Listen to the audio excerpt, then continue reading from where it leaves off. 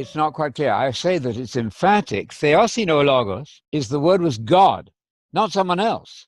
The word was God himself in his full expression, slightly adjectival. John does this often. I don't want to get too technical, but God is light and God is love. That's not a one-to-one equation. God is not literally just light. He's expressive of light. He's expressive of love. So probably John has in mind here, the word was fully expressive of God, slightly adjectival, if you like. It doesn't really matter as long as we understand that the word was God himself in his self-expression, not God the Son, which ruins the Shema and the Great Commandment. And John himself says of his own book at the end, but people don't seem to read this, I wrote everything here in the Gospel of John to prove that Jesus is the Messiah, of course, the Mashiach, the Christos, the Anointed One. How easily he could have said, I wrote all this to prove that Jesus is God. Oh, no, no, no. That's not right at all. There's an interesting point. In verse 5, the light takes its natural gender, which is neuter in Greek. The word phos, it's a neuter, it's an it there.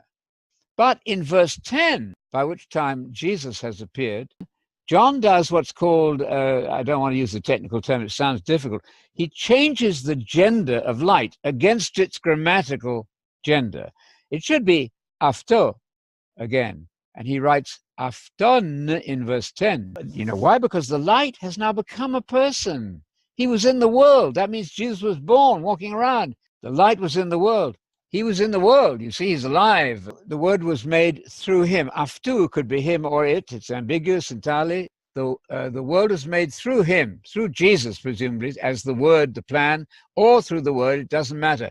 But I'm pointing to the second part. The world did not know him.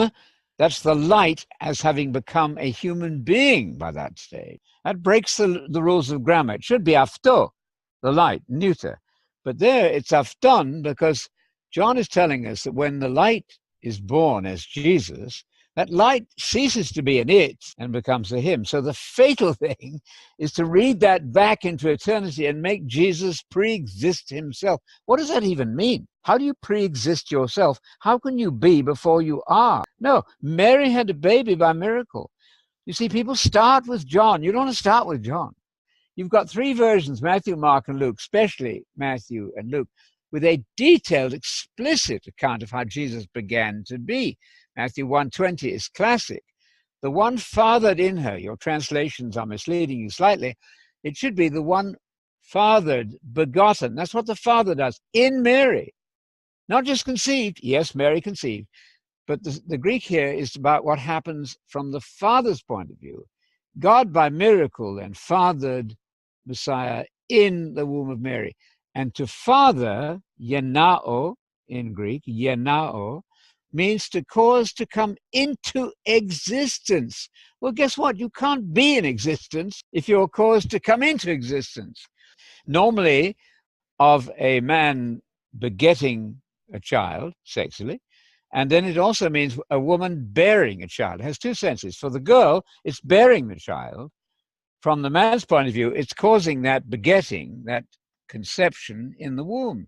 In the case of God, of course, sex is absolutely nothing to do with it. So that's where the Muslims go wrong.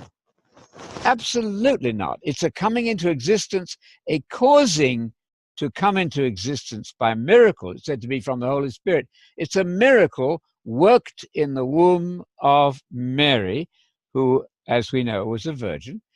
And that miracle became the Son of God.